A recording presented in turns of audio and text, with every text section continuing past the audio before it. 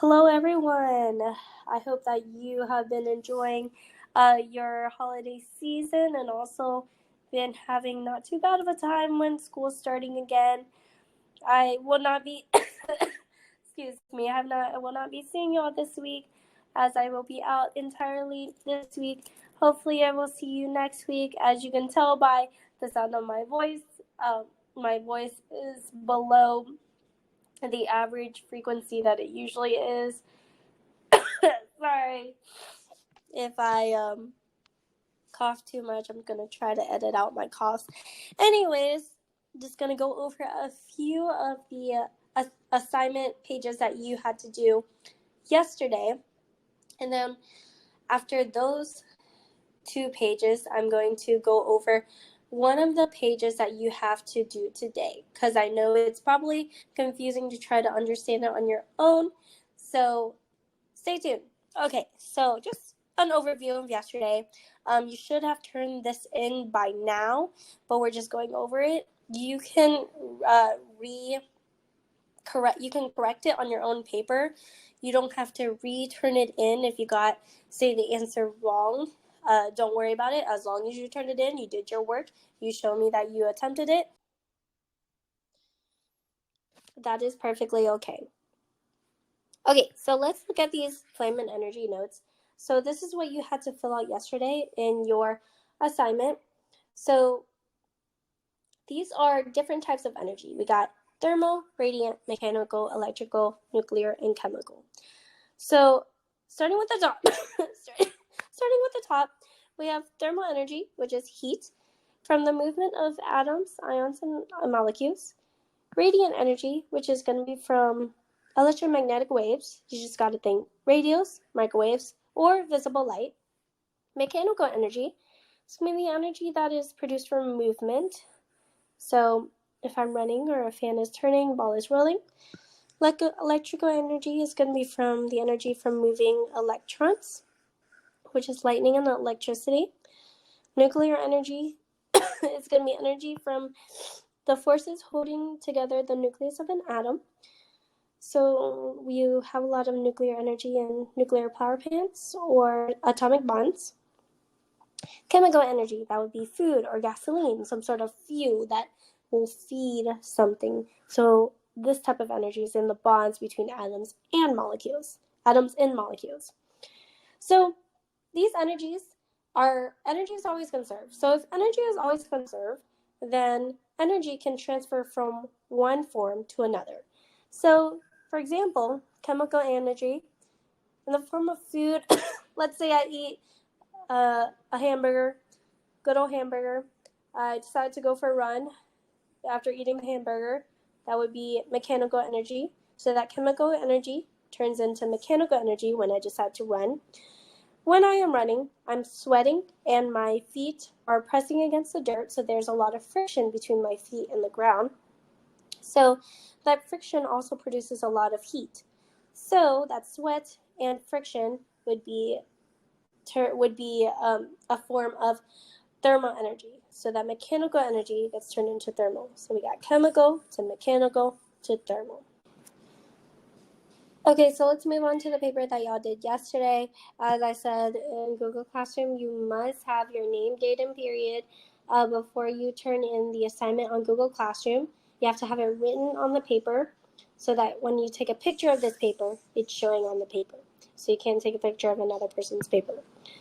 So let's start with number 1. When the flashlight is turned on, a flow of electrons is created by batteries. The electricity passes through the incandescent light bulbs, causing the tungsten filament in the light bulb to heat up. When the metal is not hot enough, photons of light are emitted. All right, so we know that it's going to start with chemical. So this chemical energy is going to be in the form of the battery. So if the battery is providing that chemical energy, there are electrons that will flow through these wires right here. So these electrons flow through these wires. If the electron is flowing, then we will have this chemical energy getting turned into electrical energy. And then once this electrical energy lights up the light bulb, that light will produce a lot of heat. Okay, so we know that heat is going to be thermal energy. And we can see it here, okay, heat, then electricity is electrical. Lastly, when the metal is not hot enough, photons of light are emitted. So when photons of light are emitted, that would be radiant. Okay, so radiant energy. Okay, so let's go on to the next one. In a car engine, an electrical spark from the spark plug ignites the fuel-air mixture in the piston. The explosion and the heat cause the air in the cylinder to expand, pushing the piston down. So let's draw a picture.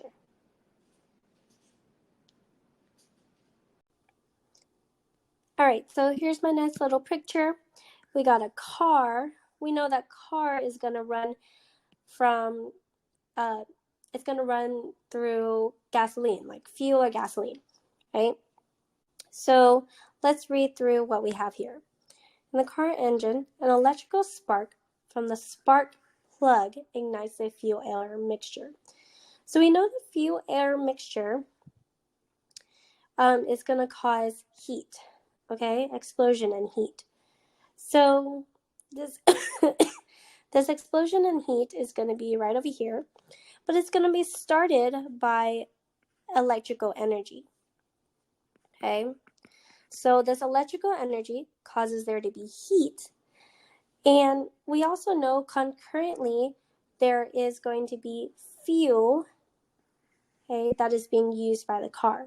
We know that fuel from earlier is going to be in the form of chemical energy, okay, so your gasoline, and that fuel is going to contribute to the heat as well. So the heat and explosion, okay? So ultimately, we see that the piston is being pushed down. So this is a nice little piston. So cars have pistons where they are activated. So they're pushed down because there is a explosion that's being caused. So that piston is pushed down, and that is movement. So movement energy, which is going to be mechanical energy. Okay. All right, so let's go on to the next one. In the sun, nuclear fusion compresses hydrogen atoms into helium atoms, releasing heat. The heat energizes electrons in the helium and hydrogen atoms, producing light. So if you've ever seen the second Spider-Man movie with Tobey Maguire in it, Doc Ock actually creates this fusion reactor. So that's really the premise of this movie. So we know that nuclear fission is going to have a lot of nuclear energy. So this nuclear energy causes a lot of heat. So in that Spider-Man movie, there was a picture of a sun, and the sun produces a lot of heat. Okay, and also thermal is going to be heat. So this thermal energy will eventually be turned into a form of wave energy, which is going to be radiant energy. Okay, so we know that the sun produces UV lights. Okay, so we know that UV light is going to be a wave on the electromagnetic spectrum. So that's why that thermal energy gets transferred into radiant energy. Okay, you got the idea. Magnetic spectrum. Okay, going on to the next one. A solar panel's photovoltaic cells. So we got a lot of different vocabulary words going on here. A solar panel's photovoltaic cells are made of positive and negative films of silicon under the glass. When photons of light hit the silicon, they knock off electrons which flow to the other side. So right off the bat, I can see electrons flowing. So if electrons flow, then that is automatically electricity. Okay? So if that's automatically electricity, we know that eventually we're going to get electrical energy.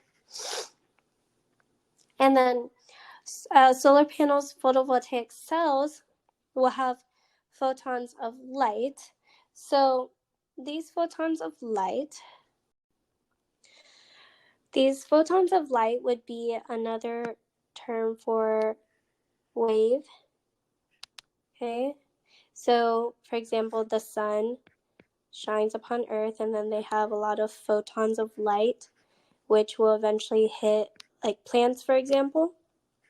So these photons of light can be used by the plants. So that would be radiant energy. Okay, so radiant energy from photovoltaic cells, and we can also verify that a solar panel will collect light from the sun. So that would be, again, radiant energy. Let's go on to number 5. When photons of light hit chlorophyll, oh look, that's just what we talked about. In a green leaf, they excite electrons in chlorophyll molecules, which starts a series of chemical reactions. So we know ultimately chemical reactions will be the ultimate energy that this gets transferred to. But we already just talked about photons of light, so therefore radiant energy. Okay, radiant energy gets transferred into chemical energy. So again, the leaves are where there's a lot of chlorophyll in the plant.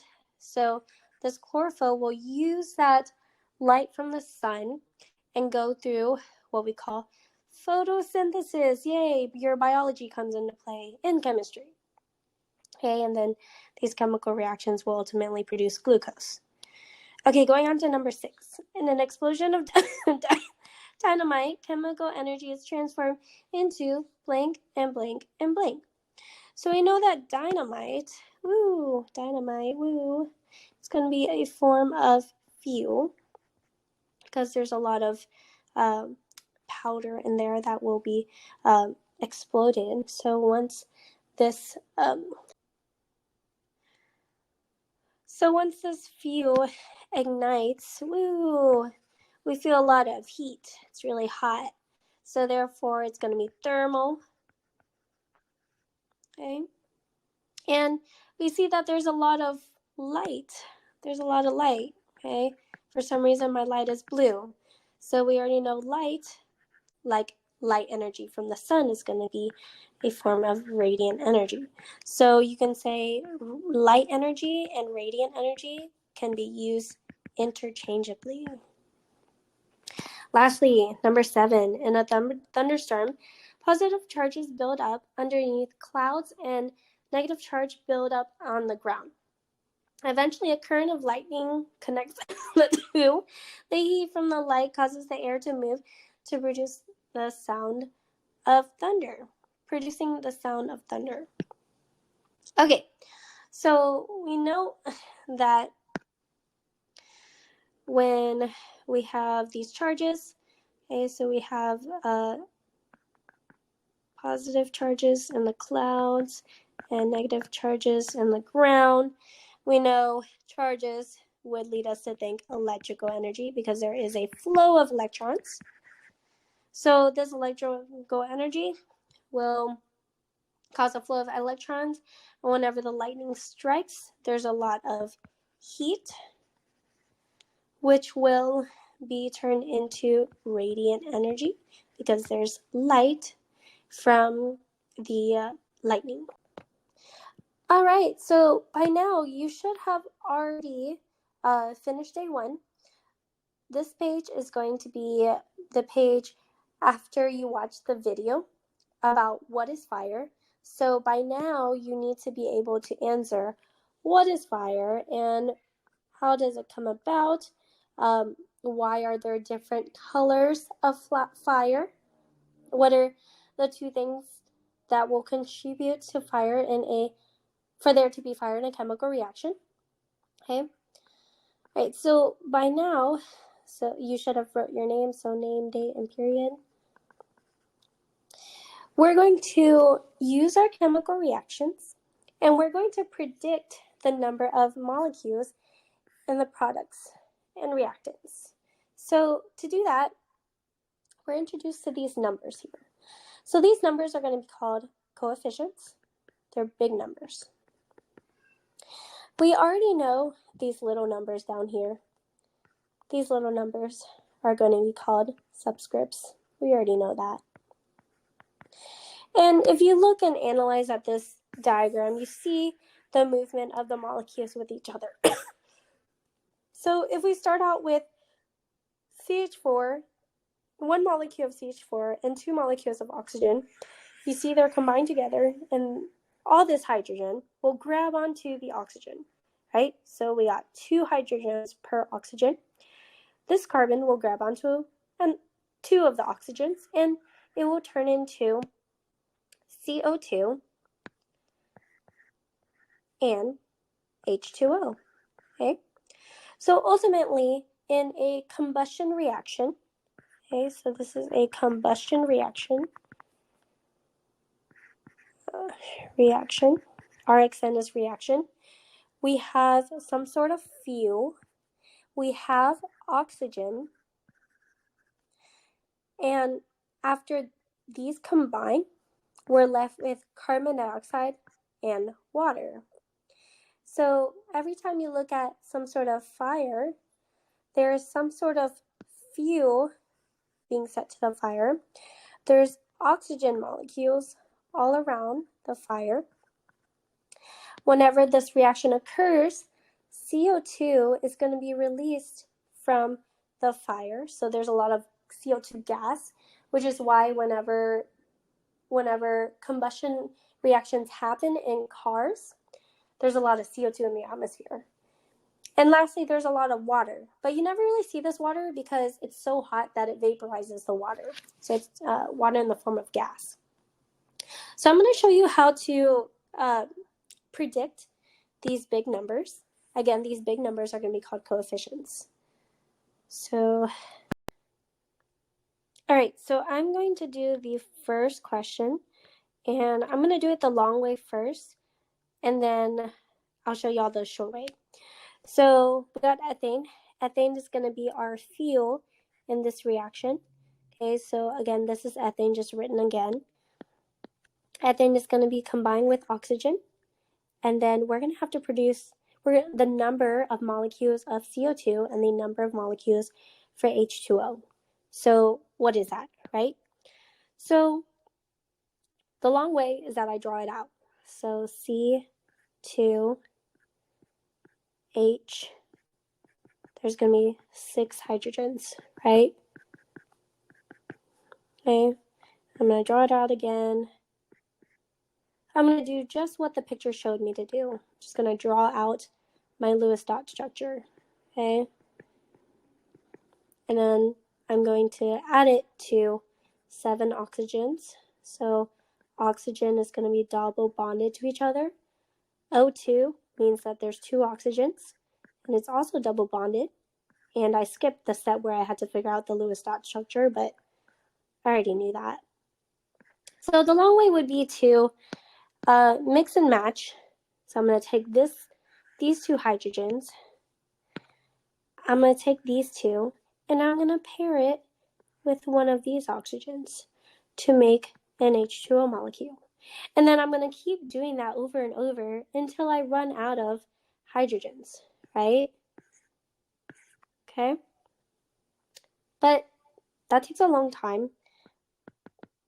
But I'm just going to do it really briefly. So I'm going to pair these hydrogens, these, these. So from here, I am left with 6 pairs of hydrogens, and each pair is going to get 1 oxygen.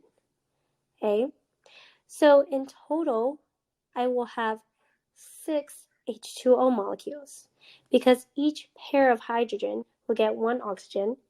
And in total, if I multiply this out, for hydrogen, 6 times 2, so 6 is the coefficient, times 2, which is the subscript, so C times S is going to be 12. And then oxygen, I'm going to see how much I have of that. 6 times 1, which is going to equal 6. Okay, so let me move my camera to the side a little bit. Okay, there you go. Right, so you got that, right? So I know that I have 6 H2O molecules. I'm going to look at how many oxygens I have left. So starting with how many oxygens I had here, I'm going to look at my 7 molecules of O2. So 7 molecules of O2 will equal, so for oxygen, I start with 7 molecules times 2, which is 14. So I start with 14 molecules of oxygen. If I subtract the 6 that I already used, then I will have 8 molecules of oxygen left. So if I have 8 molecules of oxygen left, then I can say that each of my carbon atoms will get 2 of these oxygen molecules. So carbon, I will need 4 carbons that will get 2 oxygen molecules. So 4 CO2. Okay. So let's do it the shorter, a little bit more easier way. Okay, so we're going to go on to letter B. So this is the easier way. So I'm going to collect all of my atoms on either side. So we got carbon, hydrogen, and oxygen. Okay, on one side, and we got carbon, hydrogen, and oxygen on the other side. Okay, so for the left side, I have 3 carbons, I have 8 hydrogens, and I have 5 times 2 oxygens, which is 10. So I'm looking at my subscripts, and for oxygen, I'm looking at the 2, and I have to multiply that by the 5. So now I want to see how many carbon dioxides I have and how many H2Os I have. Hint, start with hydrogen first because that'll make it easier on you. Okay, so what I mean by start with hydrogen first is that I want to start with H2O first. So if I know that I have 8 hydrogens, then I can ultimately make 4 molecules of H2O. So if I make 4 molecules, let's write it this way. So 4 molecules of H2O, then I will have, for hydrogen and oxygen, I will have 8 molecules, 8 atoms of hydrogen, and 4 molecules of oxygen. So the way I got that was 4 times 2, which equals 8, 4 times 1, which equals 4. Okay, so I have used up all of my hydrogens if I have my 4 H2O molecules. Let's look at CO2. Okay, so for CO2, I know that I have 3 carbons. So if I have 3 carbons, I can make 3 CO2 molecules. So if I make 3 CO2 molecules, then I'm going to list out how many carbons I have. I will have 3 times 1 carbon, which is 3. And for oxygen, I have 3 times 2, which is 6. So I will have 3 carbons on this side. And then oxygen, I will have 6 plus 4. So 6 plus 4, which equals 10. And the main question is, do the number of atoms equal? And if they equal, then your answer is correct. Okay? So we see that they equal if there are 3 carbon dioxides and 4 H2Os. So 3 carbon dioxides and 4 H2Os. Okay? All right. Your job is to do the rest C and D. I'm going to do this question right here, and then you will have to do this question. Okay? If you want to keep watching, you can definitely watch it. I know this video is already really long, but you're very much welcome to speed through it. And then you have to complete the entire page. I'm just going to model letter E, and then you'll do letter F on your own. So, lastly, if you have a ratio of 3 molecules of methane per 4 molecules of oxygen, so it's basically just saying 3 CH4 and 4 O2, how many molecules of each product would be produced? Use your poker chips or cutouts. We don't have poker chips or cutouts, so we're just going to do it the way that we have been doing it right now. So I'm just going to rewrite it out on this side so that I have more space. So 3CH4 plus O2, C plus here O, H2O, okay? So I'm just going to draw a line down the middle. We have C, H, and O. Sorry, that was disgusting. C, H, and O, okay? So on the left side, for carbon, I have 3 times 1, which is only 3 carbons. Hydrogen, I have 3 times 4, which is going to be 12. I have 12 hydrogens.